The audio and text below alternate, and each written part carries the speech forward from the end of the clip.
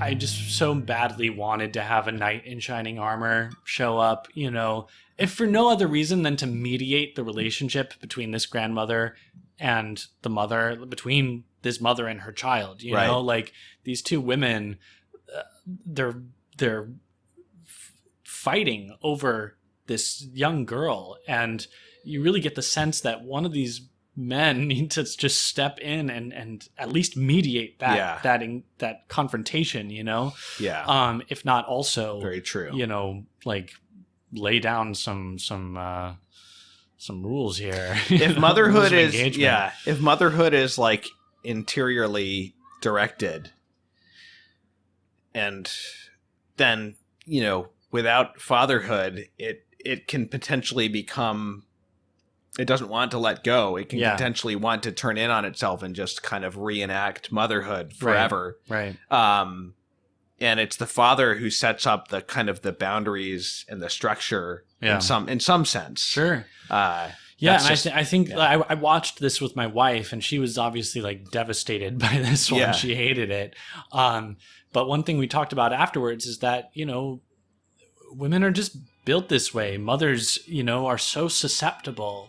They're just so, I mean, susceptible in the best way, you know, just susceptible to the beauty of their child and the love and the wonder and all of that, you know, and it's like you're almost not made to have those like boundaries, you know. It's like it's almost like that's the flip side of the coin, you know. I mean, if you think about it too, like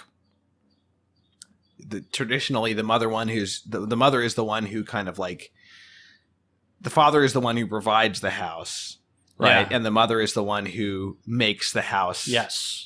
Gives the house the character that it has. Right. But the father is the one who provides the house, which is to say that he provides the boundaries between the house and the world. Yeah. And when the adult children leave the house and have their own children, they, you know, the integrity of that is maintained. Yeah. And the father has a big part to play. The father has a big maintaining big that part integrity. to play in sending his children out, both his sons, and in, you know, traditionally, again, giving consent for the daughter to marry. Right.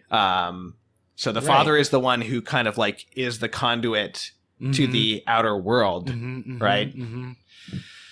Yeah, so, you know, it's interesting that this film is, you know, dealing with the seventh commandment. There's obviously a lot of themes that are operating here. But, you know, I think that if it's obviously apparent from the get-go that she's kidnapping this girl, right, and asking, can you steal something that is yours? What is maybe less apparent, but no less... I think, of concern for Kieslowski is what had been robbed from her to begin with. Right. You know, because in this phone conversation with her mother at one point, where she's kind of, it's kind of like this weird blackmail, you know, it's like a weird, not blackmail, it's like a hostage situation. Like, you're going to meet these demands or you're never going to see, you know, my daughter again. Right. But she says, you robbed me. She says, you robbed me of my daughter. You robbed me of the fact of being a mother.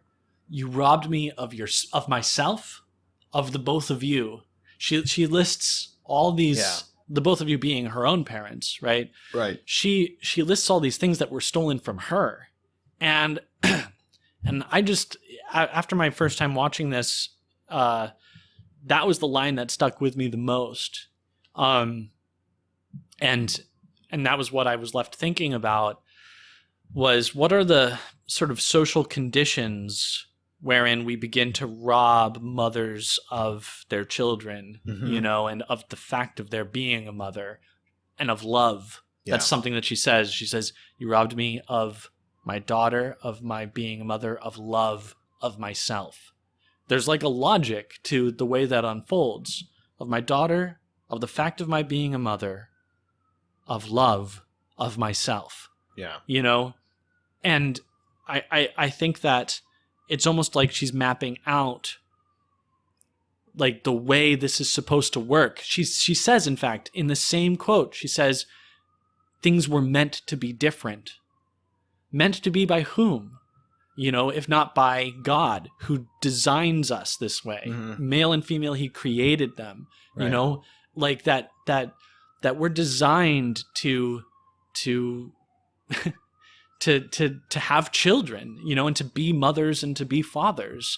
This is the call for all of us. And that when that's denied someone, it doesn't matter what the reasoning is. The reasoning was that, oh, well, you're 16 and this is going to be a scandal. I'm the headmistress, you know, and so we can't have that. And you need to finish school.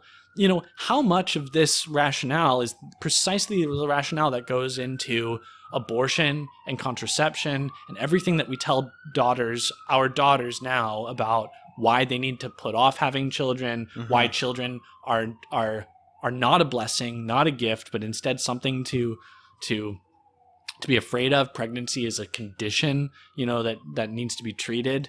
Right. This film got me thinking about abortion, and it got me thinking about what we deny our daughters when we deny them being mothers. And what I think we deny is precisely that which Micah maps out in this litany of the things that were robbed her. Right. The fact of her being a mother, of love of myself. You know, that there's something that we recover or discover for the first time in having children and in caring for them. At the beginning, we see her totally impotent to wake up her daughter and to comfort her. Well, later she does. Right. Later she does. She wakes her up and she comforts her. Clearly, when she takes on the responsibility of being a mother, she discovers things and she becomes things, you know, and that, you know, she might have been able to finish school, but another thing that we start off this film with is that she's getting expelled, right? She's like from college. Yeah. So it's like, what good did that schooling do you? Right. Right. If like, why have the whole world and lose yourself, you know? Yeah. And that's what I'm thinking about with this film, is not so much like the details or the specific ethical, you know, principles at work in a complicated situation of custody like this one, although that's very interesting and fruitful to think about too. What I'm thinking about it is like the broader implications of denying mothers their children, or of fracturing that relationship, of disrupting it, and what's going on when we do that, you know? Yeah, it's interesting, you know, Kieslowski not being a religious man and not, you know, maybe, I don't know what his views on, you know, gender dynamics or whatever were, but